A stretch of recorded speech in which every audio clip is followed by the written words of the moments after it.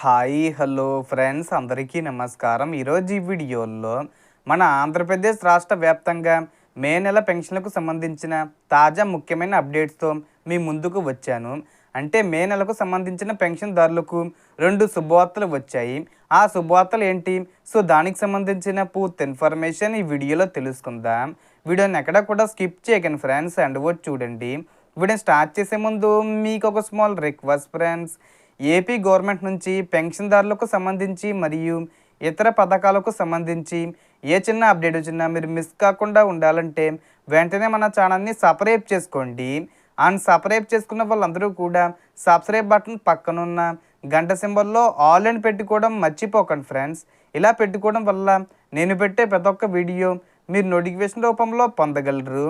And video మీద నచ్చితే like చేయండి ఫ్రెండ్స్.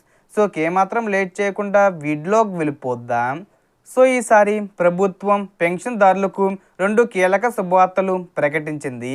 మొదటి శుభవార్త ఏమిటంటే, సాధారణంగా ప్రతి నెల 1వ తేదీన ఇచ్చే పెన్షన్లు ఈసారి మే 1న కాకుండా ఒకరోజు ముందుగానే అంటే ఏప్రిల్ 30 తేదీన పంపిణీ చేయనున్నారు.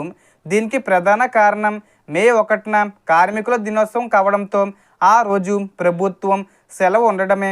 అందువల్ల రాష్ట్ర వ్యాప్తంగా గ్రామబడ్డు సచివాలయ సిబ్బంది ద్వారా ఇంటింటికి పెన్షన్లను ఏప్రిల్ 30న అందించనున్నారు.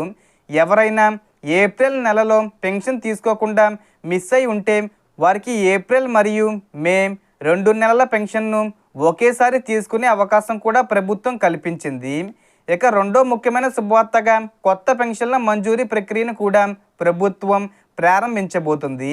ముఖ్యంగా స్పౌస్ పెన్షన్ కింద అంటే భర్త మరణించిన మహిళలకు, అర్హులైన వితంతు మహిళలకు నెలకు 4,000 రూపాయల పెన్షన్ అందించనున్నారు. ఇప్పటికే ఏప్రిల్ నెలలో అప్లై చేసిన వారికి ఈ ప్రయోజనం అందే అవకాశం ఉంది. అంతేకాకుండా 50 ఏళ్ల పెన్షను, వృద్ధాప్య పెన్షను, వితంతు పెన్షను, ఒంటరి మహిళ పెన్షను, నేతన్న పెన్షన్ వంటి పలు కేటగిరీలలో కొత్త దరఖాస్తులను ప్రభుత్వం స్వీకరించబోతుంది. ఈ పెన్షన్లకు అప్లై చేయాలనుకునే వారు తమ ఆధార్ కార్డు, రేషన్ కార్డు మరియు సంబంధిత ధృవపత్రాలను సిద్ధంగా ఉంచుకొని గ్రామబడ్డు సచివాలయంలో దరఖాస్తు చేసుకోవచ్చు. వితంతు పెన్షన్ కోసం భర్త మరణ ధృవీకరణ పత్రం తప్పనిసరి. ప్రస్తుతం స్పౌస్ పెన్షన్కు మాత్రమే ఆన్లైన్ దరఖాస్తులు అందుబాటులో ఉండగా మిగతా పెన్షన్లకు కూడా త్వరలో ఆన్లైన్ విధానం ప్రారంభం కానుంది. అలాగే దివ్యాంగుల కోసం సదరం సర్టిఫికెట్ ప్రక్రియ పూర్తయిన తర్వాత వారికి కూడా కొత్త పెన్షన్లకు అప్లై చేసే అవకాశం ఇవ్వనున్నారు.